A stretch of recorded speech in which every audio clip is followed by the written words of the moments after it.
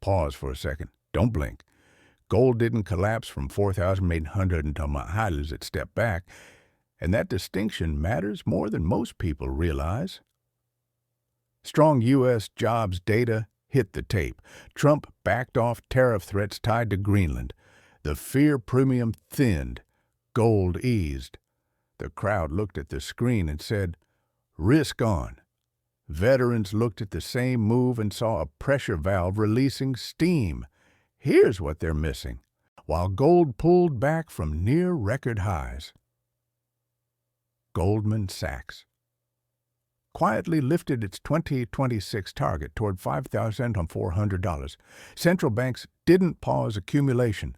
Physical market stress didn't ease. The paper market exhaled. The physical market didn't. If you're holding, watching, stacking, or waiting, this moment decides how the next 6 months unfold. And if you're watching right now, you're already ahead of the headline traders and the social media echo chamber. Your job isn't to predict the next tick. It's to understand what happens when futures cool, but structure doesn't. We're not predicting price here. We're teaching patterns you'll recognize again. The real signal doesn't show up on a price chart, and we won't name it until the end. Before we go further, real quick, if this is your first time here, hit subscribe. We don't do hype. We don't chase candles. We watch what professionals watch, and we build an informed tribe around that. Comment "Watching the Vault" if you're tracking this with us. I read every single one. Now let's walk through what actually happened. Gold eased off highs near $4,100 after U.S. employment data surprised to the upside. Jobs came in stronger than expected. Unemployment ticked down. Markets translated that into a simple narrative. Economy strong, Fed stays firm, risk-on rotation justified. At the same time, geopolitical tension cooled. Trump stepped back from tariff threats tied to Greenland. The fear premium that pushed gold higher started thinning. That's the surface story. Safe haven demand faded. Profit-taking kicked in. Gold pulled back. That's what everyone saw. Here's the layer underneath. Institutional targets didn't retreat. They advanced. Goldman moving its 2026 view toward $5,400 wasn't retail hype. It was acknowledgement. Central bank buying never paused. Physical demand metrics stayed firm. COMEX. Registered inventories didn't flood back in. The futures market exhaled. The physical market didn't. That gap is the setup. Think about that for a second. Price cooling while structural stress holds isn't bearish. It's mechanical. It's a temporary release of leverage without a resolution of shortage. We've seen this pattern before, over and over. It repeats because paper moves fast and metal moves slow. And that gap always closes, one way or the other. Your job isn't to predict which candle comes next. It's to recognize which phase you're in. Not advice, pattern recognition. Let me name the first mechanism so you can spot it the next time it appears. When futures are crowded and fear peaks, any relief forces weak hands out. That selling looks bearish on a chart. Headlines call it profit-taking. Red candles show up and sentiment flips fast. But here's what's actually happening. You're watching leverage reset without fixing supply. Think of it like a pressure valve on a boiler. Steam releases, pressure drops. The gauge shows lower numbers, but the fire underneath is still burning. Heat is still building. The valve releases stress temporarily. It doesn't cool the system. That's exactly what we're seeing now. Futures positioning had stretched. Managed money was long. Specs were crowded. When strong economic data hit and geopolitical tension eased, that crowd finally had an excuse to take profits. Stops triggered. Algorithms sold. Price pulled back. The paper market cooled, but the physical market, the actual metal, the vaults, the central bank orders, the jewelry demand, the industrial need, none of that reversed. Central banks didn't suddenly stop accumulating. China's demand didn't evaporate. Indian wedding season didn't cancel. Supply constraints didn't magically resolve. What changed was speculative positioning, not structural demand. That distinction matters because it creates the next move. When futures pressure releases but physical stress holds, you usually get a pause, not a top. A pause. Price chops. Volatility compresses. Headlines lose urgency. Retail gets bored or scared. And quietly, while attention fades, the structural imbalance deepens. Here's why this pattern keeps repeating. Futures markets are fast. Traders react to data in seconds. Algorithms execute in milliseconds. Positions flip overnight. That speed creates volatility and noise. Physical markets are slow. Central banks plan purchases in quarters, not days. Refineries contract supply months ahead. Mining projects take years. Jewelry manufacturers order seasonally. Physical demand is sticky, structural, slow-moving. So when paper and physical diverge, the resolution never comes from physical bending to paper. It comes from paper repricing to physical reality. Every single time. We saw this in late 2018. Gold pulled back as equities rallied and the Fed signaled rate hikes. Futures cooled. Central bank demand didn't blink. 6 months later, gold ripped higher. We saw it again in mid-2019. Trade war fears eased temporarily. Gold paused. Central bank buying accelerated. A few months later, new highs. We saw it after the March 2020 crash. Gold consolidated while the world processed pandemic chaos. Physical premium spiked. By summer, gold broke above $2,000. The pattern isn't dip equals buy.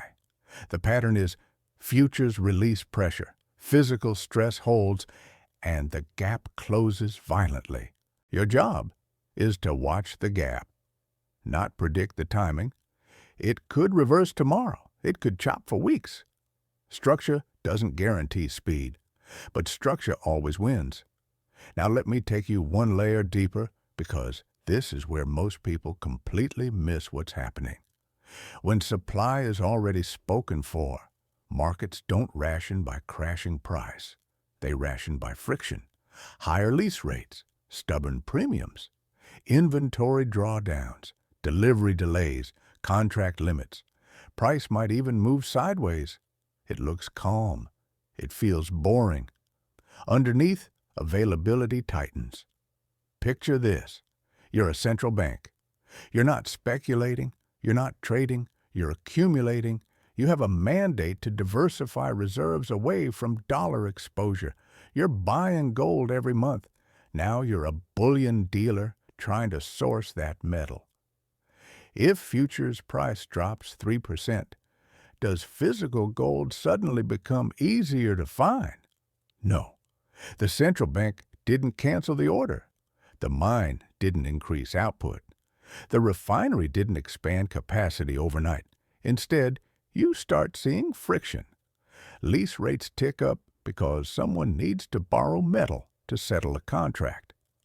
The Shanghai Gold Exchange premium expands because Chinese demand isn't fading. COMEX registered inventories stay flat instead of refilling after the sell-off. None of that makes headlines. Gold retreats as risk appetite returns makes headlines. Lease rates creeping higher doesn't. Most people don't even know what a lease rate is, but dealers know. Refiners know. Vault operators know, and they adjust. Here's where it compounds. When friction increases quietly, it doesn't trigger panic buying. It triggers cautious hoarding. Dealers hold inventory a bit longer. Refiners prioritize long-term clients. Central banks lock in supply agreements. The market doesn't explode higher right away. It just gets harder to access metal at the current price. Then, when the next wave of demand hits, geopolitical flare-up, inflation surprise, currency stress, or renewed futures buying, there's no buffer. The system is already tight. That's when gold doesn't rally. It gaps. We saw this exact sequence in 2022 into 2023. Gold chopped sideways for months. It looked boring. Retail lost interest. Meanwhile, central banks accumulated at the fastest pace in decades. Physical premiums stayed firm. COMEX inventories drained slowly. Then the banking crisis hit in March 2023. Gold didn't creep higher. It exploded from around $1,110 to over $2,050 in a few weeks. Why? Because the physical market was already tight. There was no slack, no excess inventory. The paper market just hadn't priced it yet. Now bring that lens back to today. Gold pulls back from $4,190. Futures cool. Specs take profits. Headlines say risk on rotation. But has physical stress eased? Central banks are still buying. Shanghai premiums haven't collapsed. COMEX inventories aren't flooding back. Goldman raised targets instead of cutting them. The paper market released pressure. The physical market is still rationing. If you only watch price, you miss when the real market tightens. That's why we watch both layers. Paper for timing volatility. Physical for confirming structure, not predicting the next move. Watching whether stress is resolving or just pausing. Now here's where most people ask the wrong question. They ask, should I buy the dip or take profits? That's a prediction question. You have to guess direction, timing, and magnitude. You need to be right on all three. The better question is different. Is this a reset before continuation or the start of distribution? That's a pattern question. If this is a reset, futures pressure is releasing while physical demand holds. Weak hands exit, leverage resets. Structural stress keeps building. When the next catalyst hits, there's no supply buffer. Price has to reprice fast. If this is distribution, physical stress eases. Central banks pause. Inventories refill. The bid that drove gold from $2,000 to nearly $5,000 starts breaking. Both paths are possible. One builds wealth, one destroys it. And the difference doesn't show up on a chart. It shows up in signals most people aren't watching. Pullbacks always feel the same. Headlines sound identical. But the mechanics underneath can be completely different. Some pullbacks are healthy. Some are warnings. The market won't tell you which one you're in with a single candle. You have to watch what lags price but leads structure. Inventory flows, lease rates, premiums, central bank data, institutional target revisions. They don't move fast. They don't trend on social media. But they tell you whether the foundation is cracking or just flexing. Right now, we're in that uncertainty window. Price pulled back. That part is clear. But physical signals haven't confirmed distribution, and they haven't fully confirmed continuation either. So we watch. If you're trading, this phase feels brutal. You want direction now. If you're positioning, this is opportunity. You get to let the market reveal its hand before committing. I'm not telling you what will happen. I'm showing you how to recognize which path is gaining probability. That's the edge. Not knowing. Watching. So here's the simple question I want you to sit with. Do you see this pullback as a healthy reset or a distribution warning? Drop your take in the comments. Tell me what signals you're watching and what's making you cautious or confident. If you've traded through cycles like this before and came out ahead, share what you watched and what you ignored. That's how this community gets stronger. If this framework helped you see something you missed before, share it with someone who's either panicking or getting overconfident right now. And if you haven't subscribed yet, do it. We do this every week. No hype, no predictions, just structure, signals, and pattern recognition. Final thought before we wrap. Price moves fast. Structure moves slow. We follow structure. The market will tell us which scenario is playing out. Not today, not in one candle, but through signals that lag price and lead reality. If you're disciplined enough to wait for confirmation instead of gambling on direction, you put yourself in the group that doesn't get shaken out at the bottom or trapped at the top. That's the edge. Not knowing what happens next. Knowing what to watch while it develops. Stay sharp. Watch the vault. We'll see you next week.